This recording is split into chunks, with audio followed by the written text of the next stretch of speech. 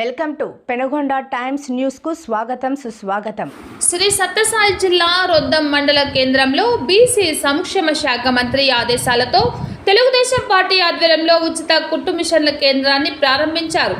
Telugu Desam party నాయకులు మాట్లాడుతూ మహిళల్లో ఆత్మగౌరవం పెంపొందించి మహిళలు అన్ని రంగాల్లో రాణించాలని, మహిళల స్వయం ఉపాధి కొరకు రాష్ట్రంలో 1,20,000 మంది మహిళలకు ఉచితంగా కుట్టు మిషన్లు అందించే దిశగా ముఖ్యమంత్రి నారా చంద్రబాబు నాయుడు కూటమి ప్రభుత్వం కృషి చేస్తోందని తెలిపారు. ఈ కార్యక్రమంలో తెలుగుదేశం పార్టీ సీనియర్ నాయకులు మాధవనాయుడు, చిన్నప్పయ్య, వెంకటరామిరెడ్డి, నరహరి, నీలుగంటి వీరాంజనేయులు, చెన్నకేశవులు, అశ్వత్ నారాయణ, తిరుపాల నాయుడు, చిన్నమంతూరు పవన్, నల్లూరు గోపాలప్ప, పెద్ద చిక్కరెడ్డి, అక్బర్, చంద్రశేఖర్, రుద్రప్రసాద్, వాల్మీకి చిరంజీవి, ఫీల్డ్ అసిస్టెంట్ నరసింహమూర్తి, డీలర్లు ఆదిశేషు, సిద్ధన్న, ఉమాశంకర్, చెరువు సంఘం అధ్యక్షుడు కృష్ణప్ప, సెంటర్ నిర్వాహకుడు రవినాయక్ తదితరులు పాల్గొన్నారు. మహిళా సాధికారత సాధించాలి, మహిళా సాధికారత జరిగితేనే అభివృద్ధి అనేది జరుగుతున్న ఉద్దేశంతోనే 20 సంవత్సరాల క్రితమే డాక్రా గ్రూపులు ఏర్పాటు చేయడం జరిగింది.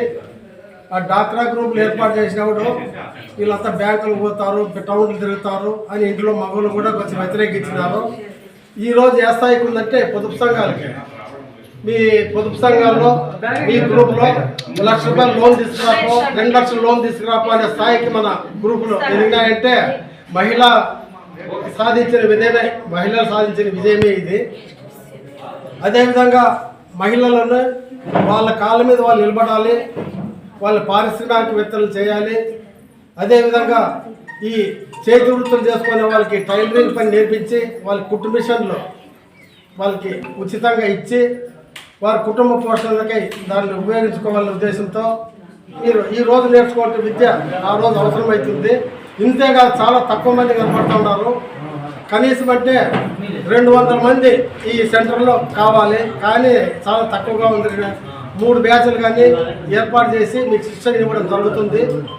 కాబట్టి మీరు దీన్ని సద్వినియోగం చేసుకొని తప్పకుండా మంచి టైలర్లుగా మీరు ఏం చేస్తే మంచి టైలర్లు అంటే మంచి డిజైనర్స్గా మంచి దుస్తులు కుట్టాలని చెప్పి మీ అందరికీ తెలియజేసుకుంటూ ఈ విధమైన మంచి కార్యక్రమం చేపట్టి మంచి ప్రభుత్వం యొక్క ముఖ్యమంత్రి నారా చంద్రబాబు నాయుడు గారికి మరొకసారి ధన్యవాదాలు తెలియజేస్తూ ఇంతటితో ముగిస్తున్నాం.